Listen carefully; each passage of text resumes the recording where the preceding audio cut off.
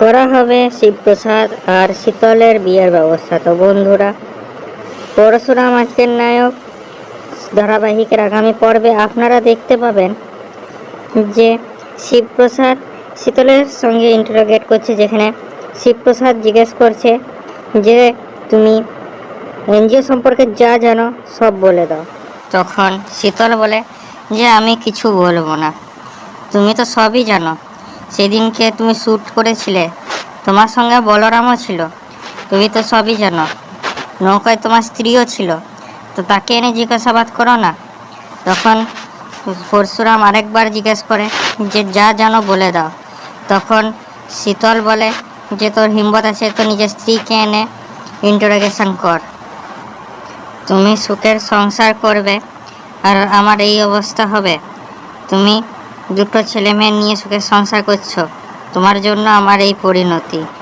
আমি তোমাকে ভালোবেসেছিলাম আর তুমি আমাকে বোঝোনি। আর তোমার স্ত্রীও তো ওই এনজিওতে পড়াতো, তো তাকে এনে জিজ্ঞাসাবাদ করো না। আর তাদের কথোপকথন ওই পার থেকে স্পেশাল ব্রাঞ্চের সিনিয়র অফিসারও শুনছিলেন। অন্যদিকে শিবপ্রসাদ রেগে গিয়ে শীতলের দু হাত ধরে তাকে জিজ্ঞেস করে যে যা যেন বলে দাও। শিবপ্রসাদের দু হাত ধরা দেখে শীতল আবেগপ্রবণ হয়ে পড়ে এবং বলে তুমি আমার হাত ধরেছ? তুমি এরকমই কলেজে আমার হাত ধরে বলেছিলে যে তোমার ভালো বর হবে, ভালো ঘর সংসার হবে, তুমি আমাকে বিয়ে করে নাও, আমি তোমাকে সব কিছু বলে দেবো। শীতলের এরকম পাগনামি দেখে মায়া তার উপর বন্দুক তাক করে, কিন্তু শীতল মুখ খুলে না। তখন বলরাম শীতলকে বলে যে তুমি আমাদের রাস্তা কি হয়ে যাও, তুমি যা চাইবে তাই পাবে। এবং শীতল কী চাই জানতে চাইলে শীতল বলে যে আমার শিবপ্রসাদ চাই, ও আমার সঙ্গে বিয়ে করুক একদিনের জন্য, লোকজনও ডাকা হবে ও ঘট করে বিয়ে করা হবে।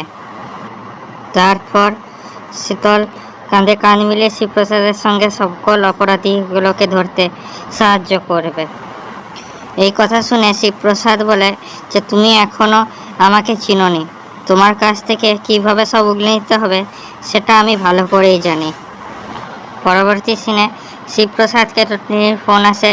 তখন শিবপ্রসাদ টটিনিকে কোথাও যেতে এবং ঘর থেকে বেরোতে বারণ করে এবং এটাও বলে যে তাকে এসে খাইয়ে দেবে। তারপর শিবপ্রসাদ আই লাভ ইউ বলে টটিনিকে, আর টটিনিও তাকে আই লাভ ইউ বলে ফোন রেখে দেয়। তারপর শীতল শিবপ্রসাদকে আই লাভ ইউ বলার জন্য জোর করতে থাকলে শিবপ্রসাদ সেখান থেকে চলে যায়। অন্যদিকে বলরাম তার বসের থেকে ফোনে কথা বলে, যেখানে বলরাম বস তাকে বলে যে বিয়ের ব্যবস্থা করো, কিন্তু সেই বিয়ে নকলি হবে। এটাই একমাত্র উপায় সমস্ত র্যাকেটকে ধরার জন্যে। এটা না হলে টটিনিকে তুলে এনে তার সঙ্গে জিজ্ঞাসাবাদ করো। তখন বলরাম বলে যে আমার একটু সময় চাই পরশুরামের সঙ্গে কথা বলার জন্যে। তখন বলরামের বস তাকে বলে যে ঠিক আছে সময় নাও, কিন্তু এই দুটো অপশানের মধ্যে একটা অপশান বেছে নিতেই হবে এই র্যাকেটকে ধরার জন্য। তখন ফোনটা রেখে দেওয়ার পর বলরাম বলে পরশুরাম তোর তো শাকের করাতের মতো অবস্থা। অন্যদিকে মুখুজ্জে বাড়িতে আরাধ্য ফিরে এলে নন্দিনী তাকে জিজ্ঞাসাবাদ করে যে তুমি কি করছিলে টটিনি বাড়িতে। তখন আরাধ্যর মা বলে যে কেন এরকম প্রশ্ন করছো আমার মেয়ের সঙ্গে। তখন নন্দিনী বলে যে তোমাকে জিজ্ঞেস কর যে ও কী করে এসেছে। তখন আরাধ্যার মা আর আরাধ্যার বোন মিলে নন্দিনীকে কথা শোনাতে থাকে আর তাকে সিঁদুর খেলার জন্য নিয়ে যাওয়ার চেষ্টা করতে থাকে। তখন নন্দিনী বলে যে কোথায় যাচ্ছ, আমার প্রশ্নের উত্তর না দিয়ে তোমরা যেতে পারবে না। আর আমি এটা ভালো করেই জানি যে আরাধ্যা কি করে এসেছে। তখন জিৎ মুখার্জি নেমে আসে এবং আরাধ্যাকে প্রশ্ন করে যে তুমি কি করে এসেছো, কিন্তু আরাধ্যা কোনো উত্তর দেয় না। তখন নন্দিনী বলে যে আমি বলছি, ও টটিনির বাড়ি গিয়ে টটিনিকে মারার চেষ্টা করেছে মিষ্টিতে বিষ মিশিয়ে। এই কথা শুনে বাড়ির সকলেই অবাক হয়ে যায়। তখন জিৎ মুখার্জি আরাধ্যাকে প্রশ্ন করে যে তুমি এরকম কেন করলে। আরাধ্যা আর কিছু বলতে না পেরে বলে যে আমি কি এসব ব্যাপারে কিছু জানি না। তখনই সেখানে কর্ণ চ্যাটার্জি চলে আসে এবং বলে যে আরাধ্যা কিছু জানে না, যা জানে আমি আর ভানু জানে।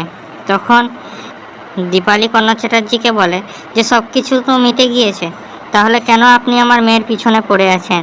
তখন কর্ণ চ্যাটার্জি বলে যে আপনার মেয়েকে না মারলে হবে না, ও যদি মুখ খুলে দেয় তাহলে আমাদের অনেক বড় বিপদ আছে। তখন কর্ণ চ্যাটার্জি বলে যে আমি আরাধ্যাকে আমার সঙ্গে নিয়ে চললাম, আরাধ্যাকে না নিয়ে গেলে ওকে প্রশ্নের মুখে পড়তে হবে। তখন আরাধ্যার মা বলে না, আরাধ্যাকে নিয়ে যেতে দেবো না। তখন সত্যজিৎ মুখার্জি নেমে আসে এবং বলেন যে আমি নন্দিনীর তরফ থেকে ক্ষমা চাইছি, আর আরাধ্যাকে যেতে দাও। তখন জিৎ মুখার্জি বলে তুমি এরকম কেন করছো? আমি আরাধ্যার আর কবিরের ডিভোর্স করিয়ে দেবো। তখন সত্যজিৎ মুখার্জি বলে যে কবিরের কেসটা হাইকোর্টে চলে গিয়েছে এবং তার বেল হয়ে যাবে, ওকে যেতে দাও। যাওয়ার সময় নন্দিনী বলে যে আমি জানি যে এই লোকটা একটা ক্রিমিনাল এবং রটিনী মুখ খুললে এ তো ফাঁসবেই, সঙ্গে ফাঁসবে জিৎ মুখার্জি আর দুর্ভাগ্যবশত সত্যজিৎ মুখার্জিও। এই কথা শুনে বাড়ির সকলে অবাক হয়ে যায়। তো কী লাগছে বন্ধুরা, তটিনীকে কি এখানে পরশুরাম বাঁচাতে পারবে? শীতলের মুখ কি খুলতে পারবে না? হয়ে যাবে শীতল আর পরশুরামের বিয়ে। বলুন আমাদের কমেন্ট, আমাদের ভিডিওটা লাইক করুন, আমাদের চ্যানেলটা সাবস্ক্রাইব করুন এরকম আপডেটসের জন্য।